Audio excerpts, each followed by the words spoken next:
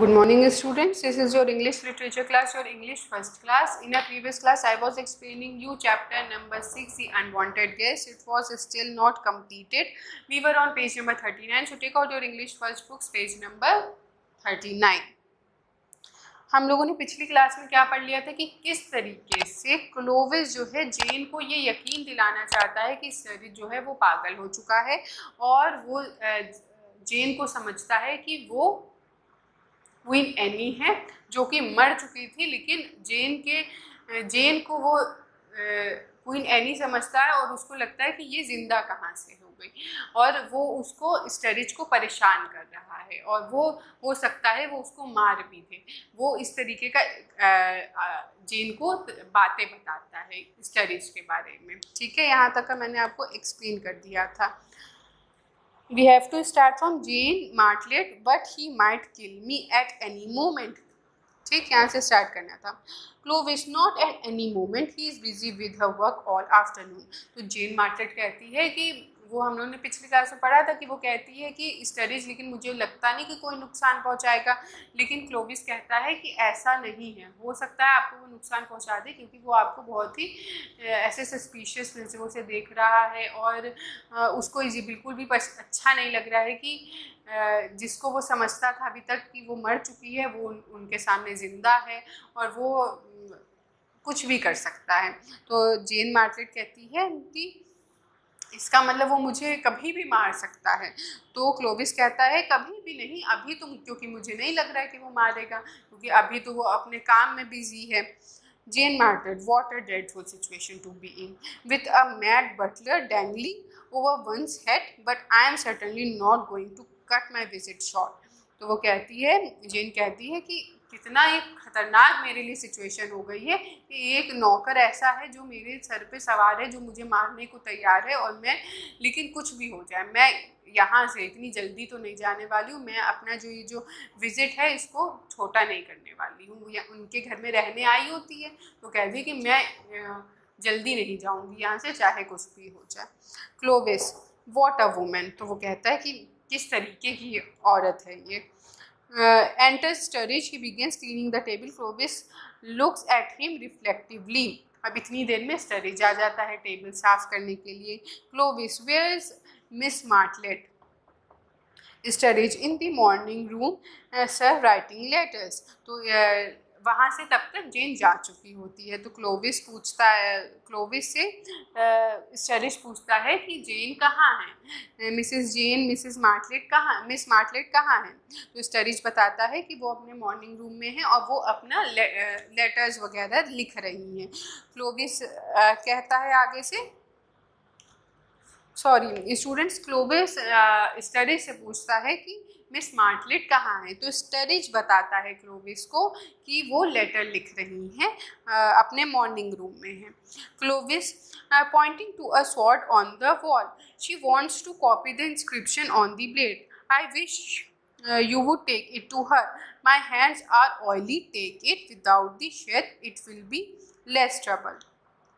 तो वो कहता है, जो क्लोविस है वो, स्टूडेंट्स ध्यान से समझिएगा, मैं एक बार फिर से आपको समझा रही हूँ।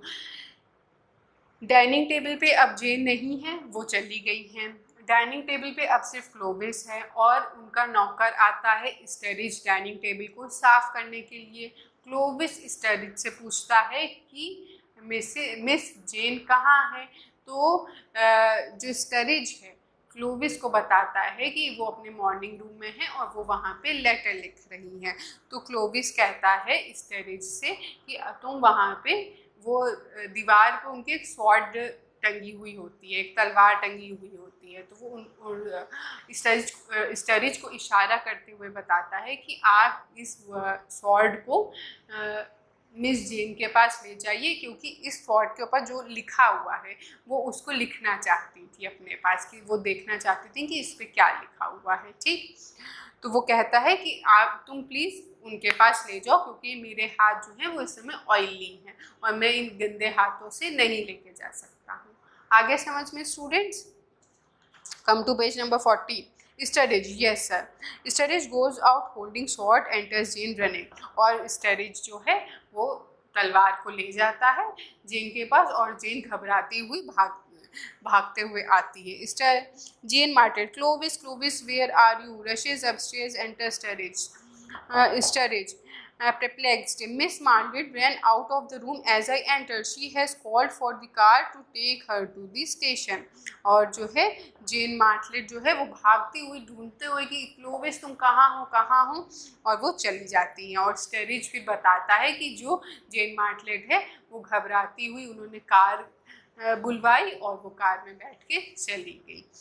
स्टूडेंट्स, आई होप आपको पूरा प्ले समझ में आ गया होगा। इस प्ले में आपको क्या समझ में आया? इस प्ले में क्या था मैं आपको बता रही हूँ। शुरू में ही बताया गया है कि जेन और डोरा ये दो गेस्ट हैं जो मिसेस ब्यूविसिल के घर आने वाले होते हैं। मिसेस ब्यूविसिल का बेटा कौन है? क्लोविस है। इन दोनों के घर में ये दो गेस्ट आने वाले होते हैं और इन दोनों गेस्ट की आपस में नहीं बनती है, आपस में इनका झगड़ा हो चुका है। और अब ये दोनों मिसेस ब्यूविसिल और क्लोविस सोचते हैं कि अब इन दोनों का आमना सामना होगा तो क्या होगा। और मिसेस ब्यूविसिल चाहती हैं कि इन दोनों में से एक ना आए, या डोरा ना आए या मिस जेन जो है वो या तो जल्दी चली जाए या आए नहीं। तो जल्दी चली जाने का मतलब है वो एक टाइम पीरियड के लिए आई होती है उनके घर में रहने के लिए, तो वो चाहती हैं कि इससे पहले कि डोरा उनके घर में आए जेन वहाँ से चली जाए ताकि इन दोनों का आमना सामना ना हो। तो उनका बेटा क्लोविस कहता है कि मैं कुछ तरीका ढूंढता हूँ। तो वो क्या करता है, अपने नौकर को पागल साबित कर देता है जिससे डर के जेन चली जाती है। और यही तो ये लोग चाहते थे कि जेन डोरा के आने से पहले पहले चली जाए। तो स्टूडेंट्स, आपको क्या लगता है कि जो स्टेरिज था वो वाकई में पागल था? नहीं, वो पागल नहीं था। ये सिर्फ क्लोविस ने एक नाटक रचा होता है ताकि जेन जो है घर से जल्दी चली जाए। ठीक है, आई होप आपको पूरा प्ले समझ में आ गया होगा। Your homework for today is that you have to read this chapter, read chapter number 6 and that too thoroughly. This is your homework for today. Students, now we will meet in our next class. Thank you.